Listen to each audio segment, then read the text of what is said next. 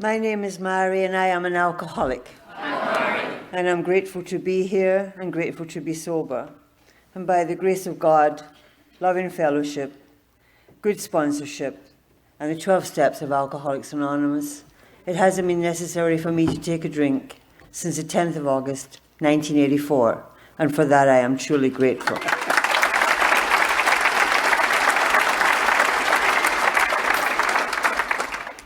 You know, when I called and Perry was in the shower, I thought if it was 22 years ago, I'd say, just hold on there, honey, and I'll be right.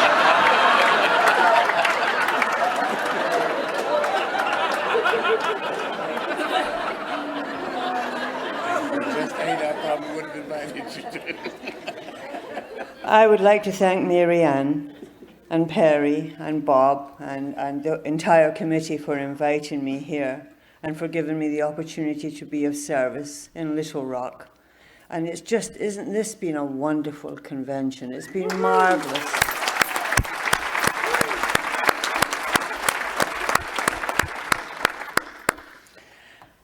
And I'd like to thank whoever did the basket in the room and whoever baked that wonderful bread. It was delicious, and there was cookies. Now, as for my wonderful hostess, Janet, she's been like Velcro.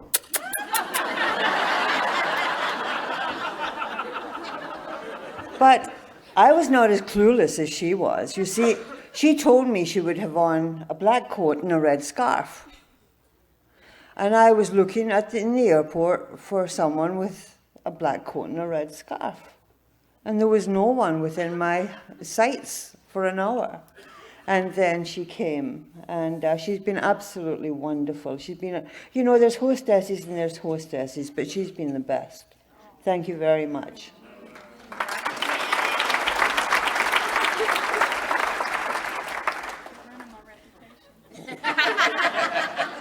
The other thing I would like to do is I would like to thank, since I'm here, the United States of America for giving the world Alcoholics Anonymous. You see, Alcoholics Anonymous could not have been founded in any other country because there's no other country in the world would have allowed religious freedom. So I would like to say thank you to you, America, for giving the world Alcoholics Anonymous.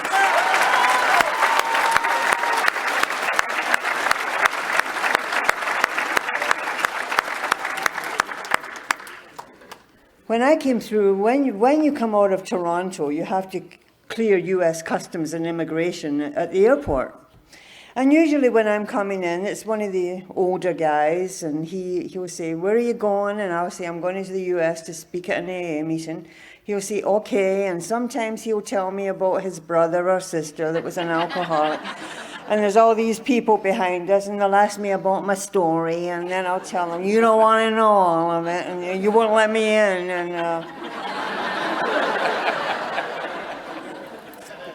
And anyway, this time when I came through, it was a young fellow.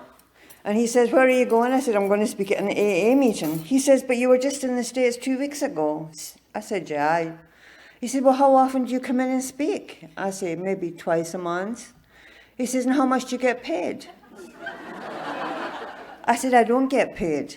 He says, you come into the US twice a month and you don't get paid. I said, no, it's service. He says, show me something.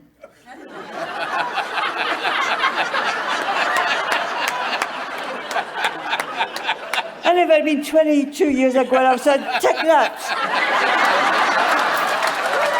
All of it. But I didn't. I said, certainly. And he didn't understand.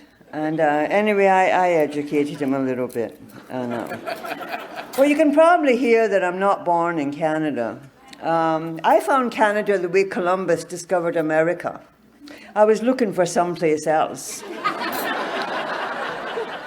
But I was born in Glasgow, Scotland, and my parents were Irish. And that is a terrible dilemma.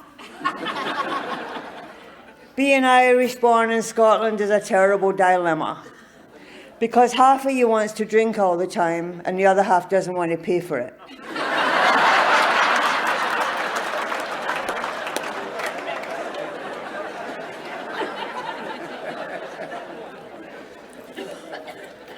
My old grandfather, whom I loved, was a coal miner, and yet he could quote Shakespeare, and he taught me to read when I was 3 years old, and he used to take me to the library, and he had a great intellect, and I loved him. And people used to say to him, his last name was Doyle, Johnny Doyle, you've been in Scotland for generations now.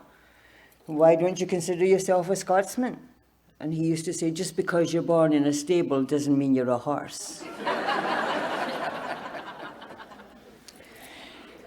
And I was born into this family, a good Roman Catholic family. And my father, he did not like Scotland. He'd come to Scotland because he'd been with my mother's brothers who were killed in the Second World War, most of them. And he'd come to Scotland to say he'd been with them. He was an Irishman from England and got married, and then he hated Scotland. So he went off into the Navy.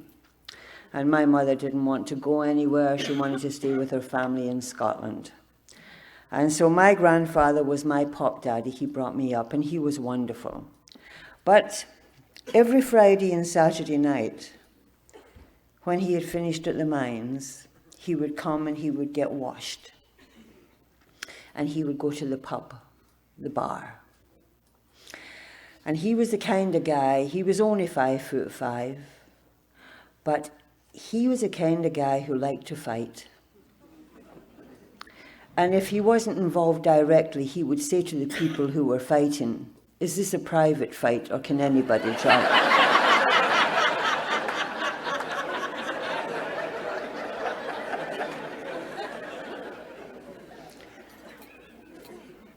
And every Friday and Saturday night, my old grandfather would come staggering down the road from east to west. You know the way the drunk walks. And all the neighbours would be behind the curtains laughing at my hero. And my granny would be behind her curtain with a rolling pin and a rosary.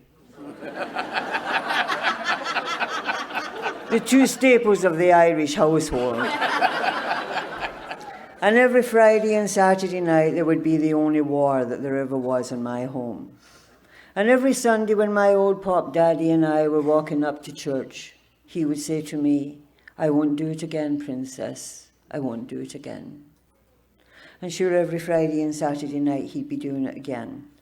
And he meant it when he said that to me, as I was to mean when I said to my children, time out of time and time out of minds, I won't do it again, meaning not to do it again. And I used to see my grandfather when he was coming out of a hangover, and he'd be sitting and he'd be looking down at the book or whatever it was he was. And I used to say to him, what are you thinking about? And he'd say, I'm pondering the immensities. And I was to ponder the immensities until I almost disappeared into my navel. Pondering the immensities. I have something a lot of AAs, a lot of alcoholics have, although you will never hear Al-Anon give us any credit for it, and that is I had a high IQ.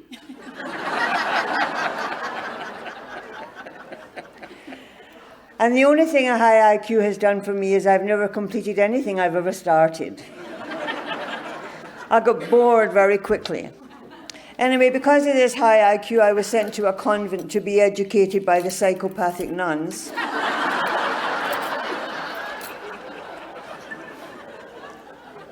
And I used to think it was the nuns who screwed me up.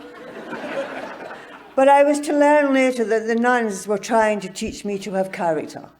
You know, Alcoholics Anonymous and the 12 Steps, it's not just about a change of personality, it's also about development of character. And these nuns, they knew I was a character, but they knew I didn't have any either. And you see, there was something else going on inside of me. You see, I truly belong. Please keep an open mind. When Dr. Silkworth says some of us are born that way, I truly believe I was born an alcoholic. I do not believe that you can drink yourself into the illness of alcoholism. I believe that we are born with a predisposing factor, and that is an abnormal personality. And that's just my opinion, and it says something like that in our big book. So I was born and I was quite weird. And I was, my poor mother, I mean, I wish someone had gone to my mother when I was born and said, Mrs. Gallagher, you've given birth to an alcoholic. Sad but true. Put a little liquor in her bottle. And keep doing that, and you will have the only normal living you'll ever have or know, and the only peace you will ever have. And then she will cross an invisible line, take her to Alcoholics Anonymous, and she'll be okay.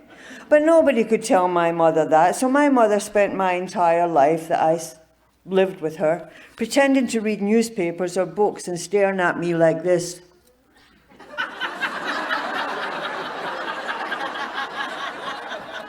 And I used to say to my mother, what are you looking at? She said, I don't know where you came from.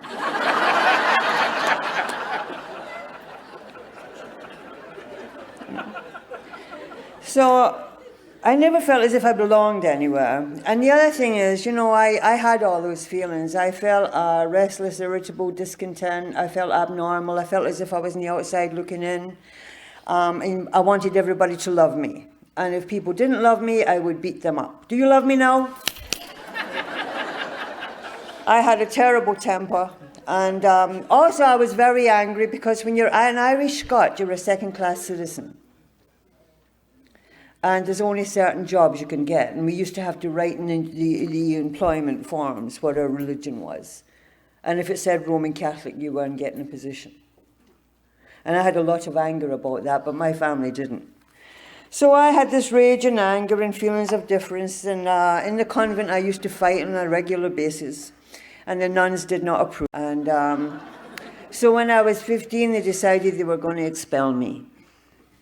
And just before I was expelled, the old Mother Superior, who looked like a spiritual penguin, and she was always flapping at me, and she had big black robes on, and I used to dream about it for years later. And she says to me, since none of the teachers will teach you, then I want you to sit outside of my room and read that sign on the wall and memorize it. And it might do something for your measly little life. And I looked at this sign and it said, of courtesy it is much less than courage of heart or holiness, but in my walks to me it seems that the grace of God is like courtesy. And way back then, I wanted nothing to do with the grace of God.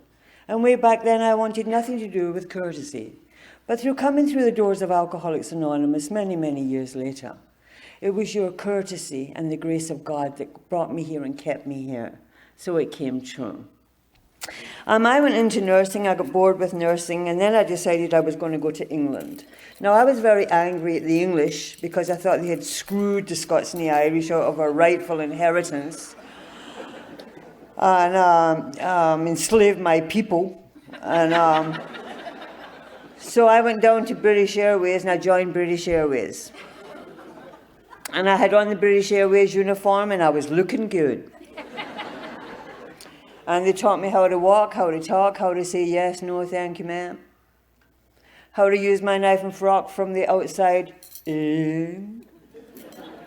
And I was looking good, but inside I was beginning to fragment. You see, I had an inflated ego and low self-esteem, and I had done a lot of things. I'd been running with street gangs in Scotland before I left and decided to clean up my act, and I hadn't had a drink yet.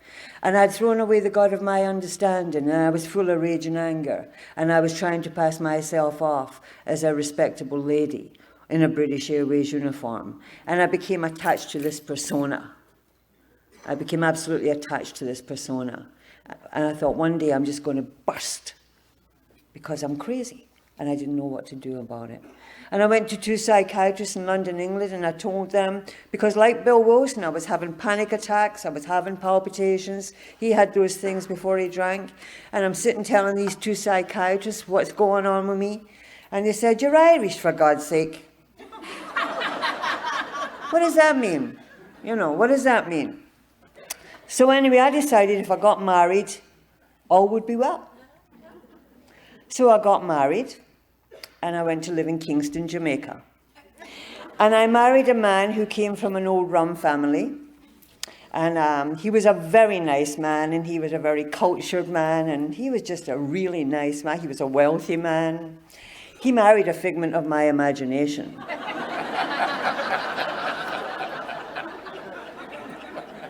So we went to Jamaica. And I had everything. You know, in Jamaica there's lots of, because of the unemployment, there is lots of people who the women do domestic work and gardening and stuff like that. And all the households have them because it creates employment. And I love Jamaica, and Jamaica loved me, and I settled down very well. And after a year, my first son was born. But just after he was born, I thought I was going insane. I thought I was going to implode into a million pieces. At the time in my life when I should have been happiest, everything I had brought along for those 25 years, the restlessness, the discontent, the feelings of not belonging, nothing could make me fit in the world. And I thought I was going to go mad. And somebody said, have a drink. And I drank it. Jamaica has 151 proof rum. It is beautiful. You drink that 151 proof rum, it goes all the way down to your toes. And I don't know if it was the first drink, the second drink, or the third drink. But for the first time in my life, my skin fit. You see, I truly believe this, what Dr. Silkworth said. Dr. Silkworth said men and women drink because they like the sense of ease and comfort that they get. He said that for some people it's the only normal living they've ever had. You see, I had wandered around the world comparing myself with other people, trying to feel normal. And I never did. I never felt normal. I had 351 proof rum, or whatever, and for the first time in my life, I felt normal. It was like, oh, that's okay now. I can go into a room and don't think everybody's staring at me. I can stop feeling hostile. I can feel like a member of the universe. Oh, it was like velvet. And I immediately drank on a daily basis. And I drank a lot. I had an amazing tolerance, and nobody knew how much I drank. I would have my little drinky poos in the morning when I woke up. I would go and play tennis at noon, have a few rum punches in the afternoon, a couple of little GTs before I went out for dinner in the evening. And I did that for 4 years. And then my second son was born, and God forgive me, I was a chronic alcoholic and drinking before he was born. And I'm so sorry about that, but I didn't know what to do. And then I began to, when the cucumber becomes a pickle, you can't go back. And whereas once upon a time I was going to the country club in Kingston, Jamaica, and I would have on my long evening dress, and I would be cohorting with everybody and pretending to be a lady and cocking out my finger when we're drinking coffee. And now I go there, and if somebody says something I don't like, I pick up a bottle, break it, and say that again. You don't do that in the country club in Kingston. So my husband's family came to me and they said, you are you're casting aspersion. I said, on our old family name. We've been in Jamaica, centuries, and your behavior is very bad. They said, what's wrong with you? I said, I don't know what's wrong with me. They didn't know how much I drank. My husband called my mother, and he says to my mother, there's something seriously wrong with your daughter. And my mother said, there's always been something wrong with you. So anyway, my in-laws decided that what I needed was something spiritual, because they said to me, you don't believe in Catholicism, because they were Catholics, you don't believe in God, you don't believe in anything.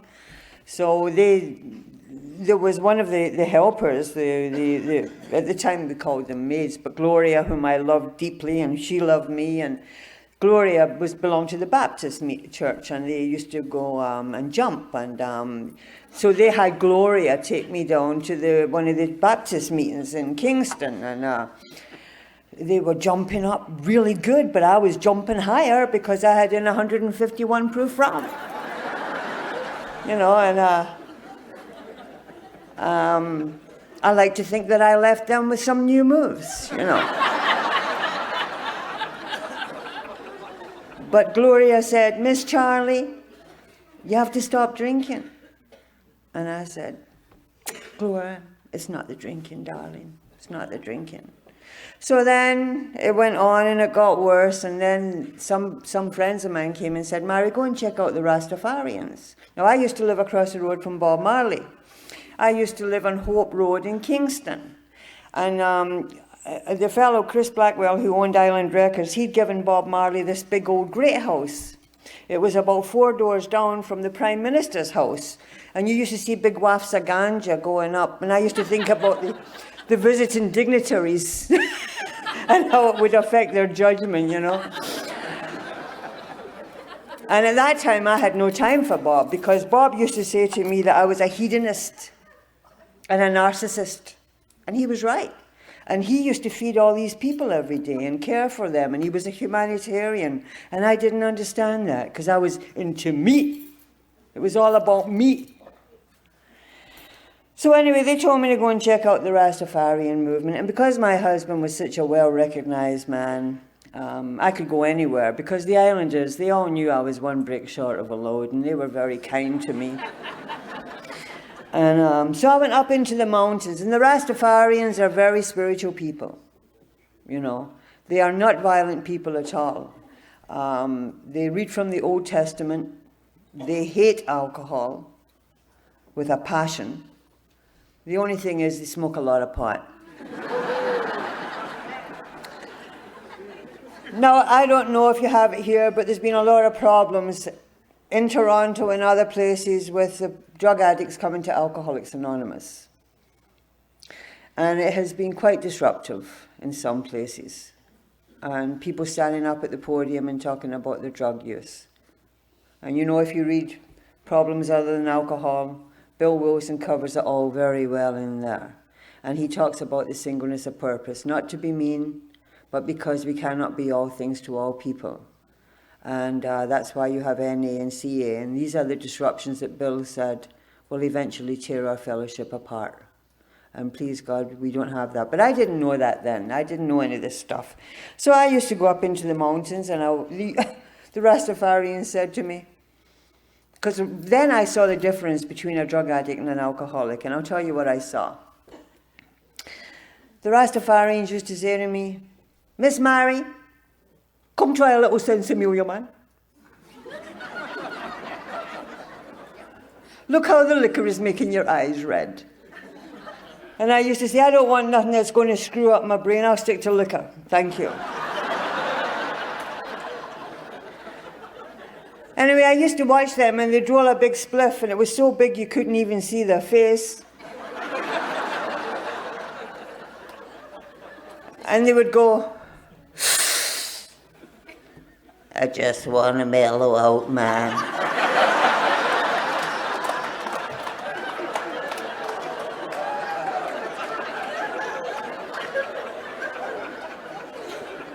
Have a little vision.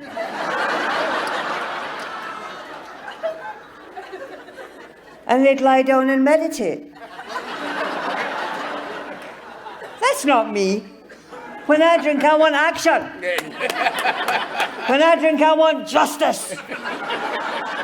When I drink, I want love. I will eventually end up lying down whether I want to or not.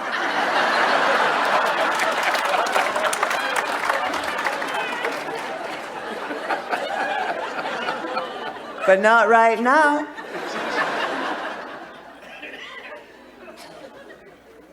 So the Rasta said, boy, Mom, don't know what to do with you, you know. Don't know what to do with you, damn alcohol. So anyway, in the end, what happened is me and my grandiosity and my utter and complete selfishness divorced my husband and took my 2 sons from the island. They were 9 and 5. I love my children with every fiber of my being, but I am a chronic alcoholic. I never physically abused my children, but they were psychologically scarred by the illness of alcoholism. I went back to Scotland, and my family told me about my drinking, and I realized I would have to get away from Scotland. So then a man I had known for some time, who was a Canadian citizen, he called me, and we'd had a little affair de coeur, brief little fling. And he phoned and said, let's get married. I'll take you to Canada. Would you like to go to Canada? And I thought, what a good idea. I love those kind of options. I love to get married. I just don't have any follow-through. So I thought, okay, Canada, drink, Canada, dry. Here I come.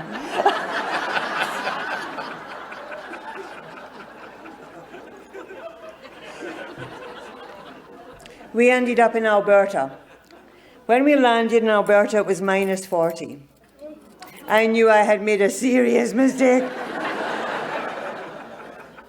And by this time, I wake up in the morning and I'm shaking so much, I can't pick up my first drink. I have to say this. I was a hopeless alcoholic. I don't know how I functioned, but you see, okay, I had to breathe. I had to drink. When I'm breathing, I don't think, should I drive or not? When I'm drinking, I don't think, should I drive or not? Because it's such a part of me. I was never able to do that moral judgment.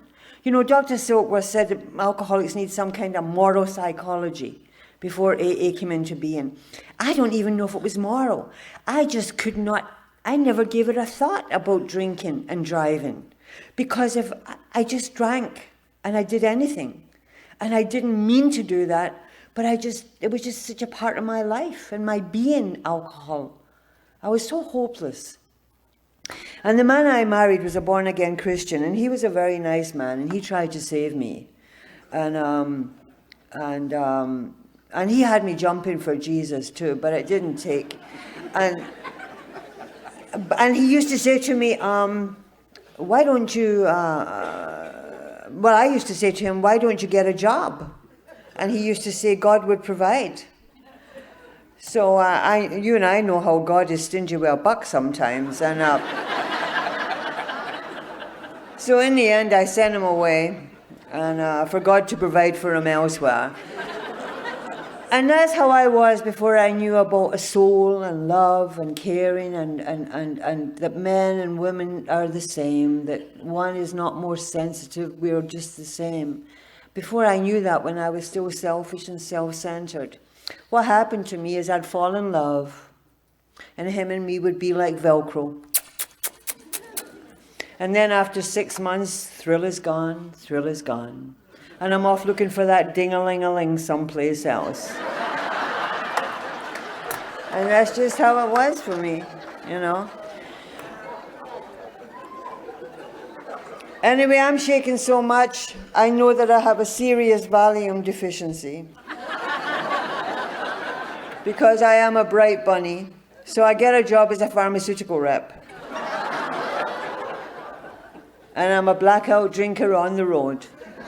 And don't ever say God can't drive, because God drove me around the prairies. And I would leave some place and wake up someplace else. And I almost got killed by these trains that run over the, the flat pieces of the road, because sometimes I just wouldn't know what it was, and I'd be stopping to have a little sip.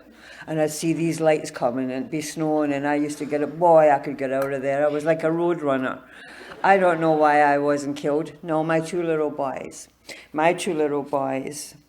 I tried so hard to give them a nice life, because I loved them so deeply, and they were so beautiful. And my eldest son, you remember my little boys had nobody in Canada but me, just me, and they were immigrants like me. And they had a hard time at school that I didn't know about. And I tried to protect them. I'd kill anybody for my children, but I was an alcoholic, and my eldest boy, he used to put my liquor down the toilet. And my youngest little son, Mark, would say, oh, Rix, give Mummy a little drinky poo. Poor little soul. And unfortunately, sometimes I'd bring people home that I shouldn't have brought home, and all the things that my little boy should never have seen. And as I say, I never physically abused them. I never lifted my hand to them, because I loved them so much. And I was in deep despair. And I started crying out for help because I got fired from the job because I crashed the company car one too many times. One of my great things in sobriety is I was able to give a company back a whole car, and that was just an amazing thing. When I was in my alcoholic despair and worrying about my little boys, what happened to me is I used to get a case of what I call telephonitis. I don't know if anybody here has ever suffered from that. Alcoholic telephonitis is a phenomenon that never attacks in the day. Alcoholic telephonitis usually approaches around midnight. When you're sitting alone with your jug and you want to call somebody and tell them how you've been screwed by the world. But you don't want to call anybody nearby because they might come. So what you do is you call other countries. You forget there's a time change. When they wake up out of their beds and say hello, you pass out. And you don't know who you've called until you get your phone bill. And I have two old aunts. They're warrior aunts. They're virgin aunts. And they love me very much. And they came over to Canada and put me in detox. They told me I had early menopause. That's called Irish rationalization. I mean, my family is not all there, trust me. I mean, I come by this honestly. You know, I have an aunt, she can be sitting having a cup of tea, and all of a sudden she freezes in time. And people who've never seen this phenomena will come into my house and say, "What happened to her?" And my family will say, "Oh, she's just away, she'll soon be back."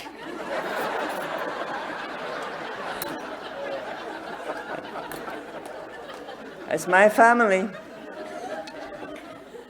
Anyway, when I was in Calgary detox, a wonderful thing happened to me. It was just me and 5 Native Americans, Native Canadians. And they told me they drank because their spirit was broken. And I thought, my spirit is broken too.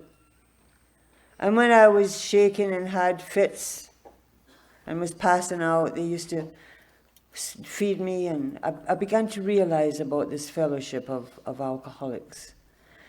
And many years later, when I was reading the Bill Wilson Carl Jung correspondence, which is printed, Carl Jung had written to Bill Wilson and said that he believed that the formula for the alcoholic, and he said it in Latin, was spiritus contra spiritum, which is spirit against spirit.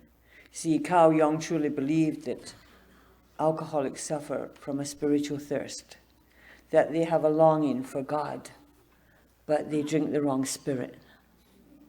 And then they come to AA and they find the spirit and the way to live. It made absolute sense to me. When I got out of there, I went back to, my aunts went home, and I went back to Jamaica. I wanted things to be the way they used to be. I'm a Jamaican citizen, and I thought, I'll go back and my little boys will be able to see their daddy, and they'll be safe, and there'll be people there who love them. So I went back, and their father asked me if he could have them for a week, and my sons were gone for 13 years. And that day that he took them, or the day I was supposed to get them back after a week, I went to get them, and my ex-husband and his new wife said that I wouldn't be getting them back. And I went and got the police with my custody order, and the two jeeps from Halfway Tree in Kingston, 2 jeeps full of policemen with guns. We drove up to the big house where my ex-husband lives. And my children were locked behind the screen door. And my little boy said, "Mommy, it's just for a little while." I said, "No, it's not." And I went up the stairs. And there was all these stairs going up to this big house. And the gardener came and threw me down the stairs. And the policeman pulled out the guns. And I saw the terror in my little boys. And I said, "No." And we left. And a lawyer friend of mine in Jamaica came and told me, "Mary, you don't have a hope in hell." And I ended up living in an old rundown hotel in Kingston. Your American author who died of alcohol-related problems, Scott Fitzgerald, he said that in the real dark night of the soul, it's always 3 o'clock in the morning. And it was always 3 o'clock in the morning for me. And I was living in this old rundown hotel, and I couldn't get to see my children. If there's anyone who was a tourist in Jamaica in 1980, I'd like to make amends.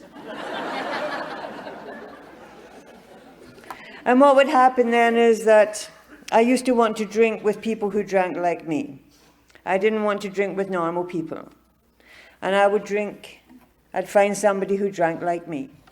And him and I would have a few drinks, and we began to look real good to each other. And I thought I was safe with tourists because they couldn't talk about me because it's a small island. And what would happen is, when we drank, things became possible again. That one day I would have my dignity back, and one day I would have my children back. And he would tell me about his dreams. And him and I would wander off into the enchanted cottage. The only thing is the sun comes up. The pitiful and incomprehensible demoralization of being with a stranger one more time. That is the soul isolation of the alcoholic. That is the bone-crushing loneliness and despair of alcoholism. And one such morning I walked out of that old hotel, and as if by arrangement, a car passed by with my ex-husband and his new wife and my 2 sons. And he came and told me that if I didn't leave the island, he would kill me. So he gave me $3,000, and I went to Miami to drink myself to death. And I got a little apartment, and I'd drink and pass out, and they'd steal my clothes. And I'd drink and pass out, and they'd take that which I had to give and that which I did not have to give. And I ended up living at the bottom of Lincoln Road on Miami Beach. My nickname on Skid Row was Ugly, and I used to stay awake at night and sleep in the day. And I would panhandle.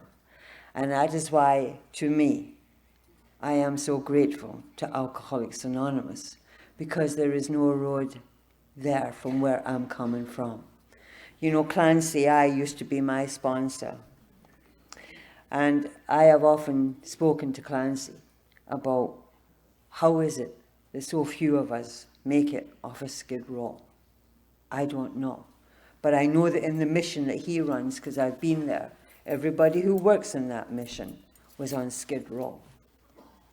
What happened to me is, the other thing is, and I just, how many new people are here tonight? Any new people? I'm not going to eat ya.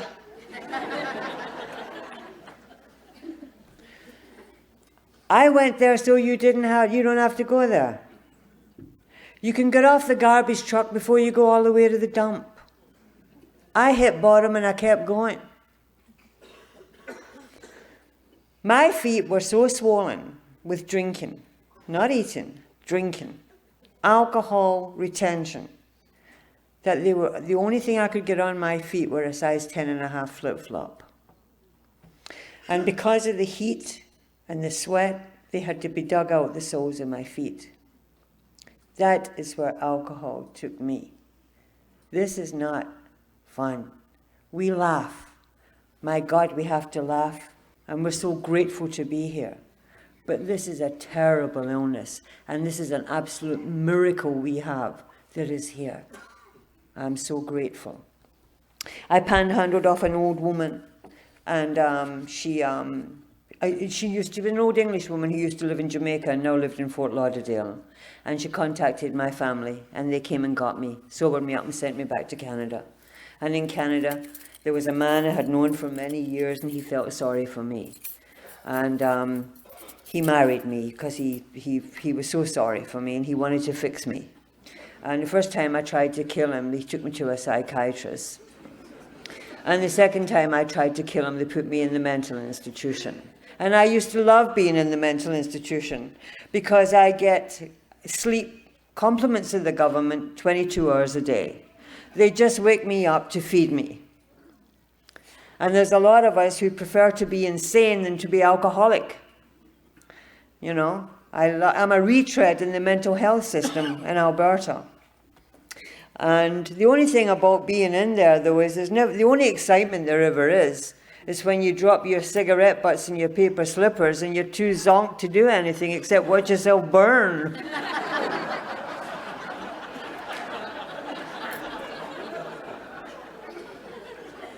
The last time I was there, I was taken by the police, and I was in a lot of trouble.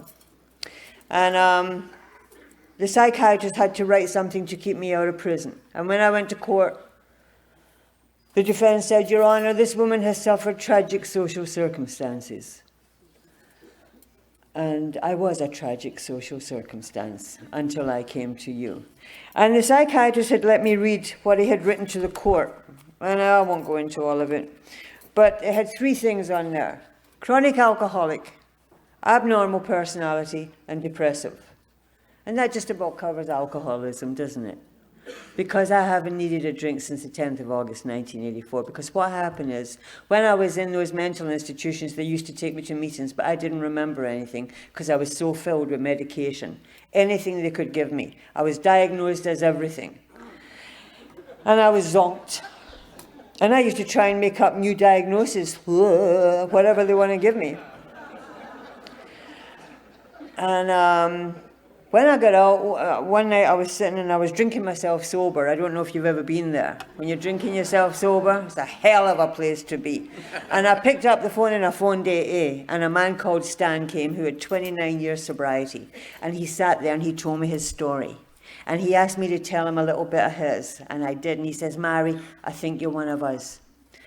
I said, Stan, I know I'm an alcoholic, but I'm also nuts. I got a psychiatric report. It says I'll have to be on medication for the rest of my life and that I'm nuts. He says, Mary, the 12 steps of Alcoholics Anonymous is like 12 adjustable wrenches. They fit any nut that comes through the door.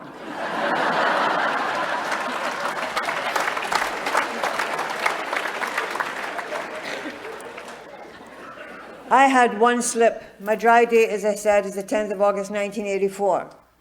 On the 9th of August 1984, some people came and took me to a meeting, and I was in very bad shape. They tell me I was shaking so much strangers were waving back at me.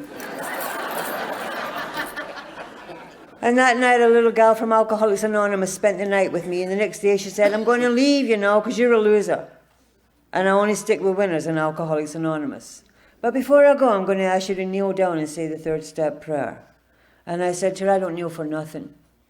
And then something said, think of your children's eyes. And I knelt down and I said the 3rd step prayer. And from that moment to this, I have had no desire for a drink. None. And I'm so grateful.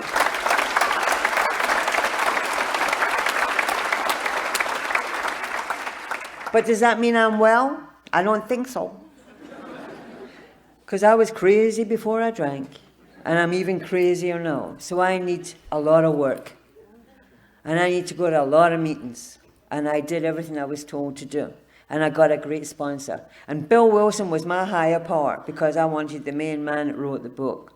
And because I couldn't believe in God. Even although something had been taken away from me and I'd said that 3rd step prayer, I still didn't know if it was just, I don't know if it's God. So I made Bill Wilson my higher power. And then the old timers used to say to me, Mary, you got to find a God. God of your own understanding, you got to find a God. So I ran around looking for a God. And one night I was at this meeting and there was this old woman from the Northwest Territories. And she was telling her story. And she was the most spiritual woman I'd ever heard. And I went up to her afterwards and I said, who is this God you have? I'm looking for a God. And I was expecting something like Zeus or something amazing. She says, Mary, my God's called Harold. I said, Harold? She says, well, you know that prayer, Our Father who art in heaven, hallowed be thy name.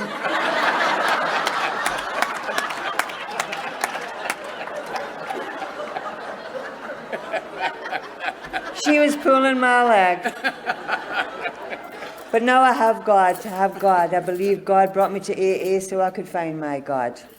I'm going to very quickly talk about my relationship, because if you're new, we say no relationships for a year. The old timers used to say, Mary, you have a propensity for getting married. We usually say no relationships for a year, but for you it's 2. So when I was about 10 months sober, I called into Group AA office in Toronto. Some AA people met my plane. And because my eldest son was going to be going to Toronto for a year's schooling, and I wanted to be near him. I'll tell you very quickly, I used to get ready and go to Jamaica and swear I wouldn't drink so I could see my darling children. And they'd be taken to the airport with some chaperone or whoever. And when the plane would go from Edmonton to Toronto, I'd go off in Toronto and I'd buy a bottle. And by the time I got to Jamaica, I'd be so drunk I'd be falling down the aircraft stairs. And my little boys would be saying, Mommy, Mommy. And they'd be taken away. And I'd have to go back on a plane to go back to Canada. And I didn't just do that once. My heart was breaking for my boys. My soul hasn't healed. I have a scar in my heart for my children that never heals. But anyway, so when I was 2 years sober and after my boy had gone back to Jamaica, I went to a meeting one Sunday morning and I looked down the table and I saw him. And I just knew that God had sent me my reward. You think the light in the eyes of the people is spirituality, sometimes it's psychosis.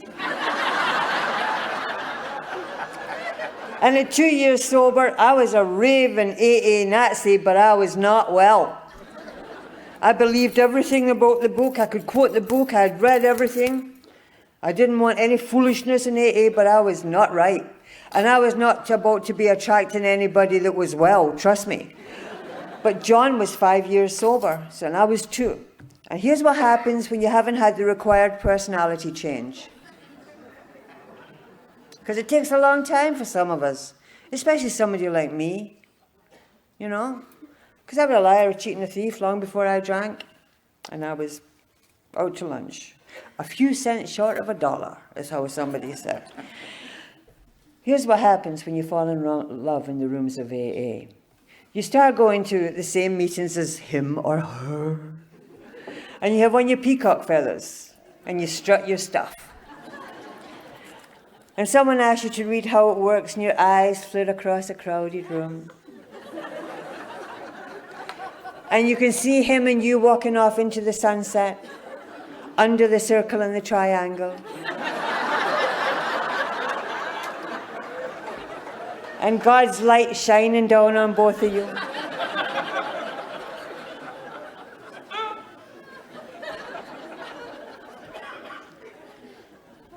I was still shaking sometimes, and so was he. So sometimes we'd be looking into each other's eyes and we'd be like,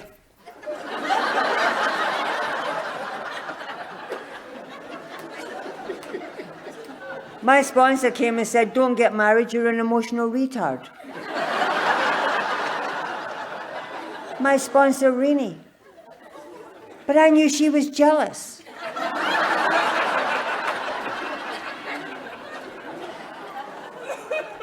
So John and I eloped.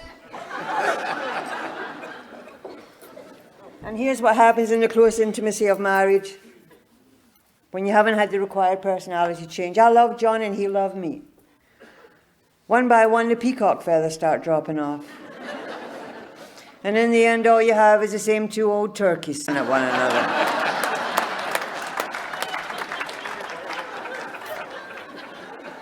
And I had to leave that marriage, even though I loved him and he loved me, and I was living at the YWCA when I was 5 years sober. Anyway, I'm just going to try and finish this up really quickly. When I was about 8 years sober, John and I were still good friends, but I got a call from Jamaica saying that both my sons had been kicked out the house by the stepmother. And they were living with their old granny. And I had always got on well with my old mother-in-law, so she said, come down to Jamaica. And I did. I went back to Jamaica for 2 years. And when I was going, my sponsor said to make amends to the island. And I did. And I was back there and I was working and I was helping some of the poor people down there, and I was writing. The other amazing thing is I'm a published writer. I started freelance writing in sobriety, and I was writing for the Jamaican Daily Gleaner down there, as well as out working with the young people. And then my sons wanted to go away, and I sent one of them to Broward Community College in Miami, and the other one went to Europe. And then eventually they came back to Canada.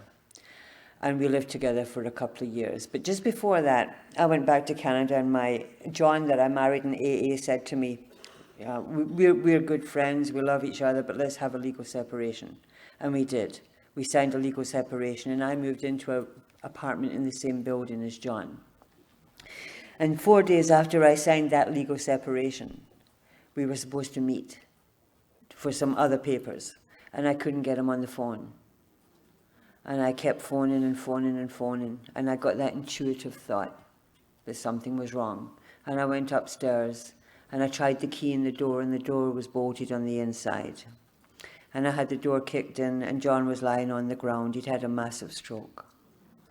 And he'd been there, according to the hospital, for 3 nights and 2 days. Or 3 days and 2 nights. And he was turning purple when I saw him. And it was March, and the window was open. And he was just in his underpants, and I held him, and I thought, God, if he gets well, I'll look after him. And John had massive brain damage, massive. And he was in hospital for 2 years. They wanted to discharge him, and I wouldn't take him home because I wanted them to rehabilitate him. And in the end, he was never able to speak again or understand. We didn't really know if he understood when you spoke to him because half his brain was gone. But he learned how to walk. And he never lost his alcoholic traits because he tried to steal the invalid bus. And there's only 2 words he could say. I don't want to say them from the podium. But what these 2 words mean is, take a journey.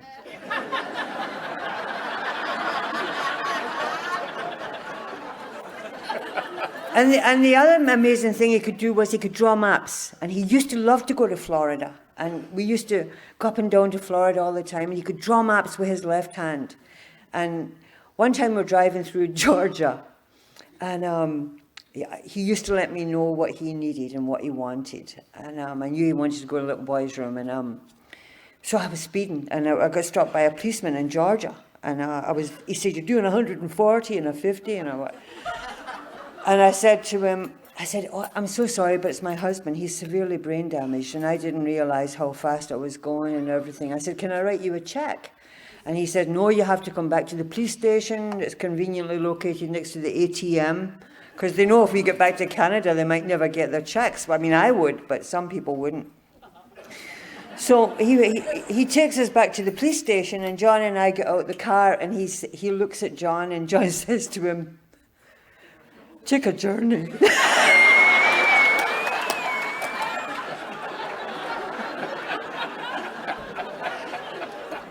And the policeman says to me, I thought you said he couldn't talk. I said, honest to God, he's brain damaged. He doesn't know. He says that to everybody. I mean, that's his good morning. F off. So I had John home for 7 years, and it was the most spiritual form of loving. You see, my parents were both dead before I got sober. My parents didn't know if I ever came off a skid row. They were both dead by the time I got sober. And I'd never been a mother to my poor little boys. So God gave me John, and I was able to do it with great love. And I always treated him well. He died on the 20th of October, 2001. I read him How It Works, and I held his body till he grew cold. And then I let them take him away. And for the first time in my life, I did something of great worth for another human being. And I miss him because I loved him so much. And I'll finish with this. My eldest boys, they came back to live with me. We live together, but they're crazy, and I love them. They're crazier than me. And my eldest boy got married in British Columbia, Richard. He's so beautiful. And he phoned me a few years ago and says, Mom, will you fly out? My daddy's flying up from Jamaica, and I'm going to have you both walk us down the aisle. And I said, okay. And my husband and I, we met, and I had made amends to them before, and he's there and he's looking at me and he's saying to me, "My God, you look well." In his cultured Jamaican accent, he said, "We thought a leopard couldn't change its spots." He says, "AA must have done wonders for you." And in AA, I'm told, Clancy was my sponsor then, and he told me he was sending a spy to see that I behaved well. So I was on my best behavior. So I'm saying to him, "Yes, AA is wonderful. It's so good to see you. You look very well." And I'm thinking, 20 years ago, I hired 2 gunmen to shoot your blow wall. But I've passed out before I could do it. But I'm just saying, lovely to see you and your wife and children. 5 years ago, my son Mark, who is a Jamaican, got married in a kilt in a Ukrainian Orthodox church. And he danced with me to a tune called Mama. I have 4 little grandchildren who look exotic and exquisite. They are beautiful. The 2 in British Columbia is Nina and Annabella. And in Toronto, I have Maya and my little Aiden. And they've never seen me drink. And please God, they never will. And I was able to look after Maya for 1.5 years. And also, my little Nina called me the other day from British Columbia. She said, "Sean Ma," they call me Sean Ma, which is Irish for old mother.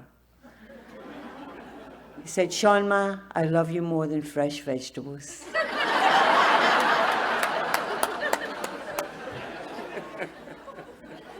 And Maya said, "You're my angel, Sean Ma. I'm going to take you back to Jamaica and we're going to live in a big house. You see this."